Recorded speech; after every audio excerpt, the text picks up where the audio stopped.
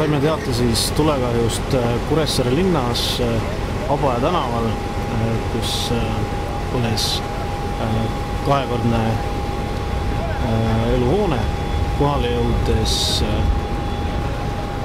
siis maja katuse alt ja mujalt avadest tuli intensiivselt suitsu. Alustati kohe suitsu sukeldumisega esimesele ja teisele korrusele, leidmaks võimalikke kannatanuid ja tulekollet. Kannatanuid õnneks ei leitud.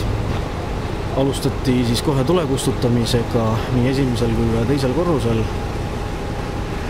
ning mõne aja pärast ka katuse avamisega. Põhjuse teemal on vara spekuleerida, et menetleja on kohal ja nende töö tulemusena peaks see selguda. Hetkel ei oska öelda.